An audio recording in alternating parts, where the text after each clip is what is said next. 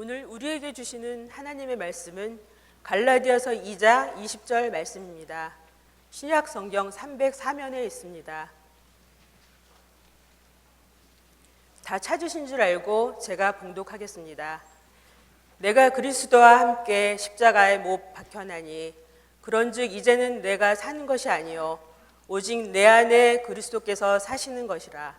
이제 내가 육체 가운데 사는 것은 나를 사랑하사 나를 위하여 자기 자신을 버리신 하나님의 아들을 믿는 믿음 안에서 사는 것이라. 아멘.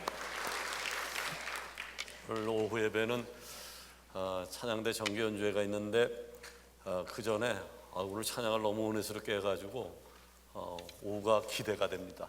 오후에도 많이 참석하셔서 하나님께 영광 나타나는 귀한 시간이 되었으면 좋겠습니다. 1500년도 초 교황청은 자신들의 과오를 인해서 큰 빚에 허덕이고 있었습니다. 교황청이 빚이 있다 보니까 굉장히 힘들었죠. 그래서 저들이 묘안으로 생각했던 것이 무엇이냐 하면 죄를 면해 줄 수 있는 증서, 곧 면죄부를 팔기 시작한 것입니다. 그때 독일의 로마 카톨릭 도미니카 수사이자 설교가였던 요한 테첼은 독일 지역의 면죄부를 판매를 담당하는 수도사로 임명을 받았습니다. 그 후 1504년부터 독일에서는요, 이 유명한 요한 테첼을 통해서 본격적으로 면죄부가 무차별적으로 판매되기를 시작을 합니다. 요한 테첼은 그야말로 명설교가였는데 그때 그가 한 설교의 내용은 이런 것이었습니다.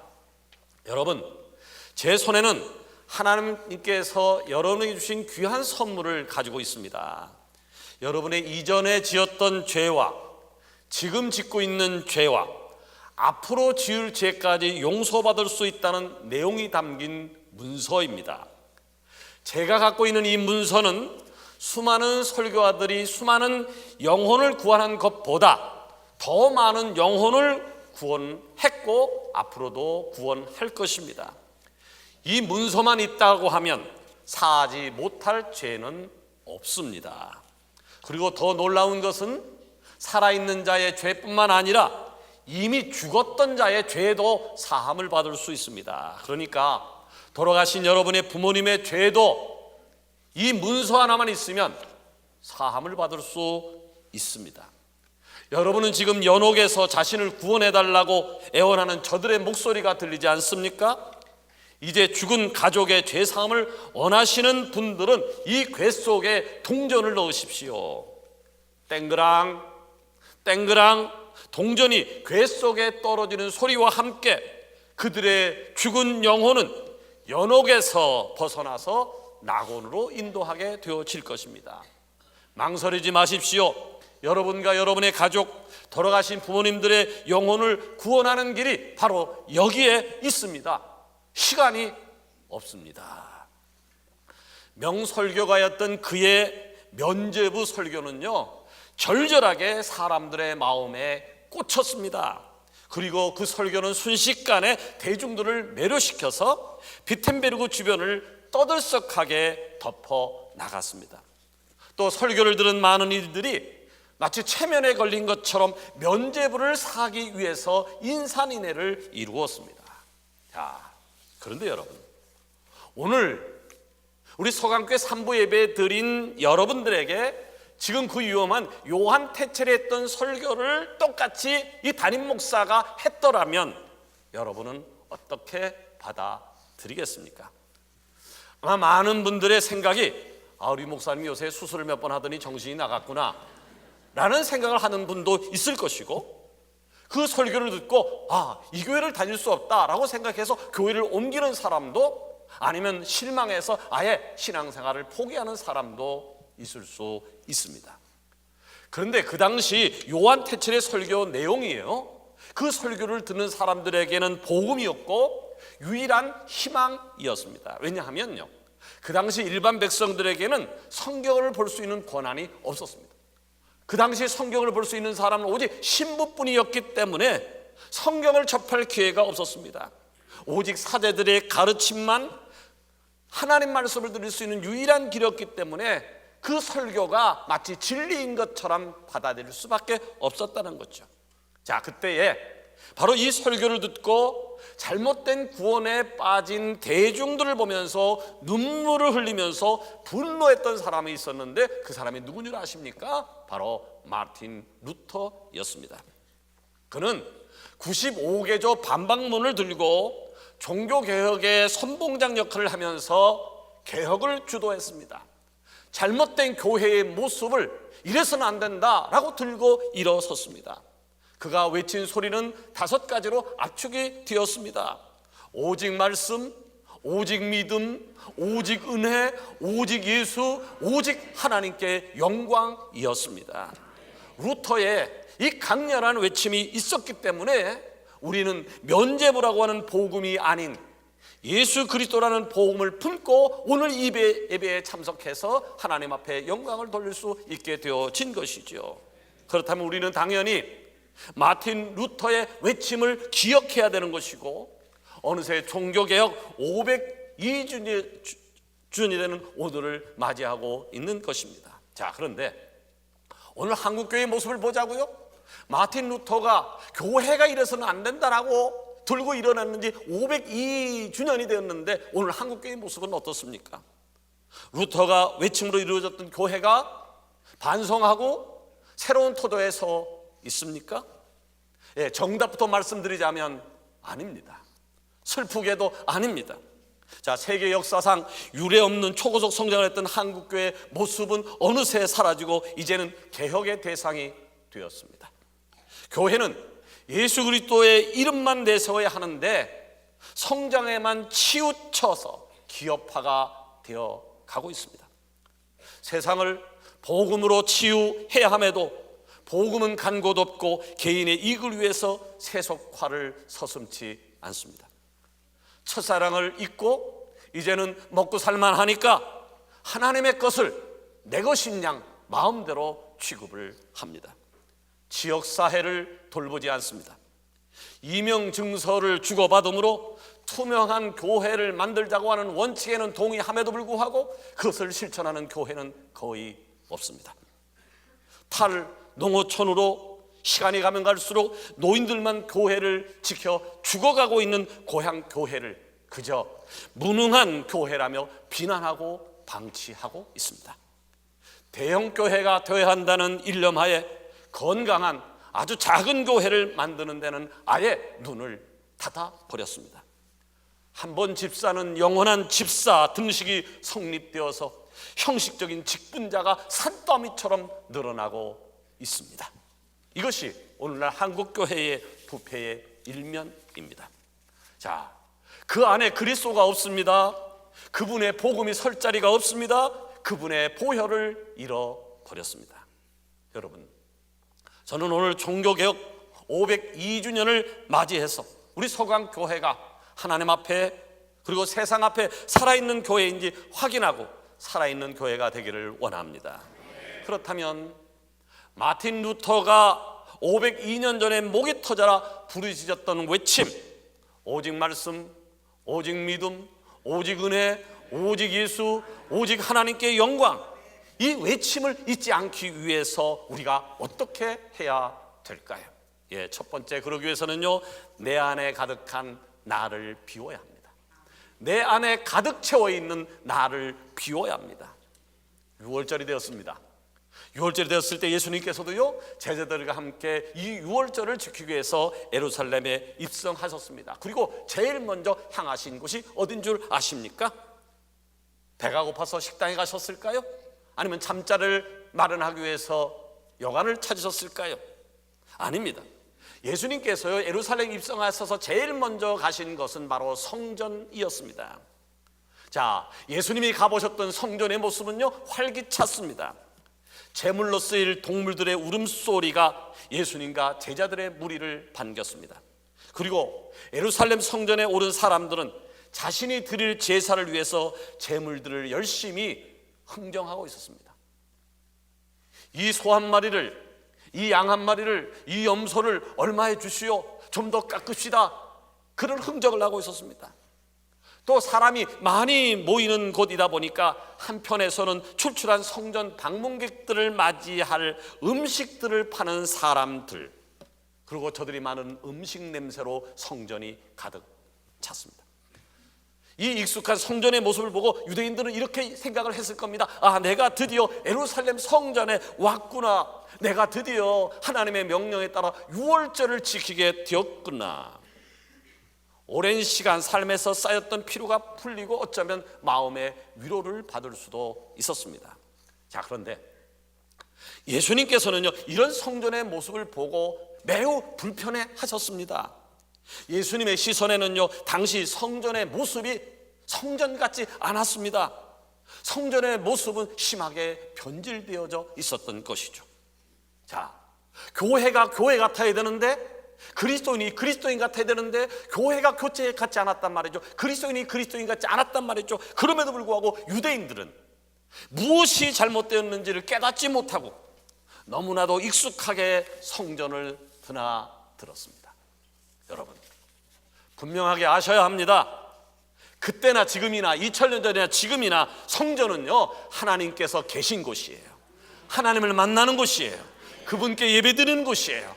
그분만 영광을 받으시는 곳입니다. 제가 몇 주 전부터 우리 봉사자와 직분자들은 찬양부터 축도까지 온전한 예배를 드릴 것을 요청했습니다. 풀타임 온전한 예배를 드리지 못한 사람들은 봉사하지 말라고, 봉사할 자격이 없다고 말씀을 드렸습니다. 왜 그렇게 이야기하는 것일까요? 성전은요, 결코 우리의 생각과 판단만으로 폼을 잰다든지 회사나 집처럼 왔다 갔다 드나드는 것이 아니기 때문입니다. 여러분, 성전의 주인은 내가 아니라 하나님이십니다. 성전의 주인은 직분자가 아니라 하나님이십니다. 자, 2000년 전 성전의 모습을 보십시오. 사람들의 눈에는 똑같은 성전으로 보였겠지만요, 예수님의 눈에 이 성전에는 하나님이 계시지 않았고 장사꾼들과 제사의 본질을 잃어버린 사람들만이 가득 차 있었던 모습이었던 것이죠. 이런 모습을 보고 예수님께서는 강도의 소굴이라고 분노하셨습니다. 그리고 그곳을 뒤엎어버렸습니다. 나는 서강교회 담임 목사로서요, 하나님 보시기에 우리 서강교회가 강도의 소굴일까 봐 두렵습니다. 강도의 모임일까 봐 무섭습니다. 여러분, 오늘 성전에 나올 때 여러분 어떤 마음으로 나오셨는지 한번 점검해보는 시간이 되었으면 좋겠습니다. 혹시 내 안에 내가 가득 차서, 내 안에 내가 가득 차서 형식적인 시간에 형식적인 걸음으로 이 자리에 나온 분은 안 계십니까? 우리가 기억해야 됩니다. 우리가 이 시간에 이 자리에서 예배 드릴 수 있었던 이유는 내가 잘나서 공부를 많이 해서 헌금을 많이 해서가 아니에요. 하나님의 은혜로 있는 초세에서 우리를 불러주셔서 이 자리에 있는 것입니다. 자, 그런데 나 같은 죄인을 대저동에서 가령도에서 역천도에서 고양시에서 파주에서 부르셔서 이 자리에서 예배드리게 했는데 그 부르심은 온갖데 잊어버리고 나의 편의를 위해서 예배 시간을 조정하고 먼저 나의 형편을 따져서 헌신하고 내 주머니를 먼저 충분히 채운 후에나 주님께 드리지 않았습니까? 여러분, 내 삶의 주인은 내가 아니라 하나님이십니다. 교회는 교회다워야 돼. 성도는 성도다워야 돼. 이를 위해서 먼저 내 안에 있는 가득한 나를 버리시기를 바랍니다. 그렇지 않게 되어진다면요, 내 안에 있는 나를 버리지 않는다라고 하면요, 2000년 전 그날처럼 예수님은 우리 성도와 한국교를 향해서 분노하시면서 모든 것을 뒤엎어 버리실지도 모르겠습니다. 그날의 외침을 지키기 위해서 날마다 나의 생각과 나의 의를 내 안에서 몰아내므로 걸어가신 주님을 닮아가는 서강의 지체가 다 되어지기를 예수님 이름으로 축원합니다. 두 번째로, 우리는 성전에서 외쳤던 주님의 외침과 마틴 루터의 외침을 잊지 않기 위해서 내 안에 그리스도를 가득 채워야 합니다. 자, 예수님께서는요, 성전에서 환전하는 사람들 그리고 장사하는 사람들을 모두 내쫓아서 성전을 깨끗게 하시면서 이런 말씀을 하셨죠. 마태복음 21장 13절이에요. 내 집은 기도하는 집이라. 내 집은 기도하는 집이라 일컬음을 받으려 하였거늘 너희는 강도의 소굴을 만드는도다. 여러분 생각해 보자고요. 그 당시요 성전에서 장사를 하던 사람들, 성전에서 돈 바꾸는 사람들, 성전에서 음식을 만드는 사람들이 신앙이 없었을까요? 기도할 줄 몰랐던 사람이었을까요? 아니에요. 아예 신앙이 없었던 사람이라고 하면 동물을 사서 재물을 사서 하나님 앞에 헌금하려고 생각하지 않았을 겁니다. 어느 정도 신앙이 있던 사람들이었습니다. 그런데 왜 예수님께서는 저들에게 왜 그렇게 화를 내신 것일까요? 그들 마음 가운데에 기준이 없었기 때문입니다. 자, 하나님 나를 향해 진정으로 원하시는 것이 무엇입니까? 라고 물었어야 해요. 내 가정을 향한 하나님의 뜻이 무엇입니까? 라고 물었어야 돼요. 진정으로 묻는 마음을 잃어버렸기 때문에 하나님의 뜻과는 상관없이 자기 뜻대로 자기 편한 대로 해석을 하고 성전에서 장사를 했던 것이죠. 여러분 우리가 신앙생활을 하고 있습니다만은 신앙생활을 하면서 아주 조심해야 될 것이 몇 가지 있습니다. 그 중에 한 가지가 뭘까요? 하나님의 뜻도 모르면서 하나님의 뜻은 이럴 거야 단정하고 행동으로 옮기는 거예요. 하나님의 뜻은 이건데 하나님의 뜻도 모르면서 내 마음대로 해석하는 거예요. 내 경험대로 해석하는 거예요. 그리고 그럴 것이라고 단정하고 행동으로 옮기는 거예요. 여러분 하나님의 뜻을 알고 싶거든 오직 말씀의 사람이 되십시오. 그리고 말씀의 기준하에 기도하심으로 하나님의 음성을 들으십시오. 여러분 1000번 만번 말해도요 이 세상에서의 최고의 축복이 뭘까요? 1000번 만번 말해도 이 세상의 최고의 축복은요 내가 하나님의 자녀라고 하는 거예요. 내가 그리스도인이라고 하는 거예요. 내가 성도라고 하는 거예요. 여러분 믿어지십니까? 그렇기를 원하십니까? 그렇다면 우리의 삶 속에서 잘못된 것을 비워버려야 되고 옳은 것으로 채우는 삶이 되어지는 것이죠. 그 당시에 성전에 가득했던 수많은 사람들에게는요 성전 안에서 환전하고 동물을 사고 파는 그 왁자지껄한 광경이 성전의 모습이라고 생각했다는 거예요. 하나님이 원하는 성전은 그것이 아니었는데 늘상 그렇게 해왔으니까 이것이 교회의 모습일 거라고 생각을 했다는 거죠. 저들은 성전을 몰라도 너무 몰랐습니다. 교회를 그렇게 오래 다니고 화려한 직분 타이틀을 갖고 있었음에도 성전의 의미를 깨닫지 못한 것입니다. 미국 로스앤젤레스에 50년 사신 한국 사람이 영어를 못합니다. LA에 50년 산 한국 사람이 영어를 못합니다. 아니 어떻게 그럴 수가 있어. 그러나 그럴 수 있습니다. 왜냐하면 LA에 400만 명이 사는데 그 중에 한국 사람이 55만 명입니다. 7명 중에 1명이 한국 사람입니다. 코리아타운에 가면 거기가 연신내인지 미국인지 구별하기가 어렵습니다. 영어 한마디 못해도 미국 생활 전혀 지장이 없습니다. 여러분 무식이 단독 드립을 하다가 센터링을 할 정도로 무식해도 이 세상을 사는데 어려움이 없습니다. 그러나 알아야 합니다. 알아도 똑바로 알아야 될 것이 있습니다. 무엇을요? 성전의 기준은 내가 아니라고 하는 것을. 서강교의 기준은 내가 아니라고 하는 것을. 서강교의 기준은 내가 아니라고 하는 거예요. 서강교의 기준은 직분이 아니라고 하는 거예요. 여러분 성전의 기준은 예수 그리스도입니다. 나니아 연대기를 집필하고 그 후에 수많은 기독교 서적을 집필한 유명한 루이스는 예수님에 대해서 이렇게 얘기했습니다. 우리는 양자택일을 해야 한다. 예수님을 그분의 말씀대로 완전한 하나님의 아들로 인정하고 예수님의 입에서 나온 말씀들을 그대로 믿거나 아니면 전부 부정하고 예수님을 거부해야만 한다. 위대한 선생, 도덕군자, 기독교의 창시자로 생각하는 중간 노선은 통하지 않는다.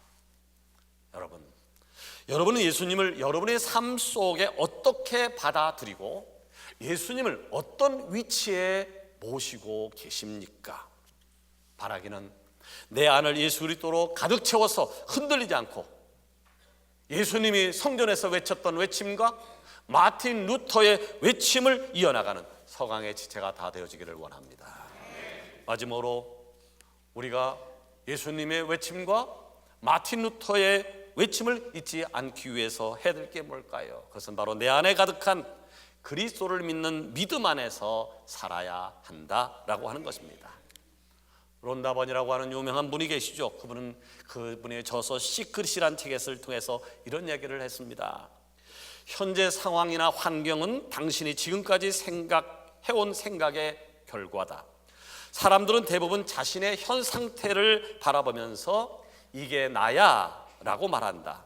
예를 들어서 당신에게 현재 돈이 없거나 원하는 배우자가 곁에 없거나 원하는 만큼 건강하지 않다고 해보자. 그것은 당신이 아니라 과거의 생각과 행동이 만들어낸 결과다. 무슨 말인가요? 현재는 시간이 지나면 과거가 됩니다. 만약 아무런 대안 없이 오늘을 이전과 같이 살아간다면 우리는 지금 느끼고 있는 불편함을 미래에도 동일하게 느낄 수밖에 없습니다. 그러기에 내가 지금 현재 상황에 대해서 불편함을 느꼈다면 지금 우리의 모습을 당장 바꿔야 합니다.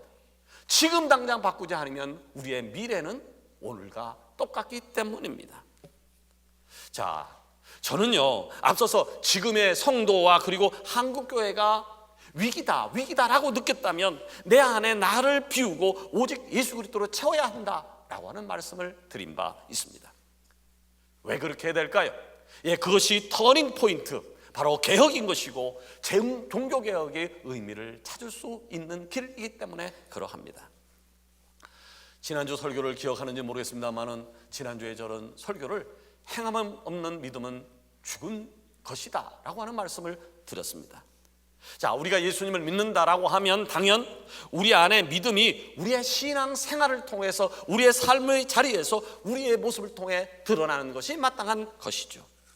이렇게 우리가 이제 내 안에 그리스도를 주인으로 모시고 살기로 작정했다면 우리가 어떻게 해야 될까요? 그에 대한 답이 20절 하반절에 나와 있습니다. 하나님의 아들을 믿는 믿음 안에서 사는 것이라. 한번 따라할까요? 하나님의 아들을 믿는 믿음 안에서 사는 것이라. 하나님의 아들을 믿는 믿음 안에서 사는 것. 자, 내 안에 주인의 자리를 그리스도께 넘겨드렸어요. 내 안의 자리를 주님께 넘겨드렸다고 하면 이제부터는 내가 원하는 삶이 아니라 주님이 원하는 삶을 살아야 된다는 거예요. 예배를 드릴 때도요, 내가 원하는 예배가 아니라 하나님이 기뻐 받으시는 예배에 동참해야 된다고 하는 거죠. 이 정도면 됐지, 이 정도 신앙생활하면 됐지 가 아닌 날마다 부족하고 갈급한 마음으로 주님께 나아가는 삶의 모습이어야 된다. 이제는 삶의 자리에서 나를 드리기보다는 내 안에 가득한 그리스도를 드러내는 삶을 살아야 되고, 우리가 무엇을 하든 또 어디를 가든지 주님을 위한 걸음을 떼어 놔야 될 것입니다. 말씀을 맺으려고 합니다. 오늘 우리가 살고 있는 세상은 안타깝게도 공중공세를 꽉 잡고 있는 사탄이 지배하고 있습니다. 그러다 보니까 세상은 사탄을 주인으로 모시게 되었고, 그로 인해서 우리의 생각과 판단은 심각하게 변질되어 버렸습니다. 자, 이런 세상 속에서 우리 서강 공동체와 그리고 한국교회가 기억해야 될 것이 뭘까요? 2000년 전 부패했던 예루살렘 성전을 향해 예수님의 분노, 내 집은 기도하는 집이거늘 너희가 강도의 구려를 만들었다라고 하는 외침과, 부패했던 교황청을 바라보면서 오직 말씀, 오직 믿음, 오직 은혜, 오직 예수, 오직 하나님께 영광, 그리고 변진될 것을 그리스도의 보혈로 교정하고 오직 그리스도를 믿는 믿음으로 살아야겠다라고 하는 각오일 것입니다. 바라기는 죽은 믿음이 아니라 살아있는 믿음을 가지고 그날의 외침을 다시 한번 기억함으로 최선을 다해서 새로워지는 교회를 만들고 새로워지는 그리스도인이 되어지기를 예수 그리스도 이름으로 축복합니다.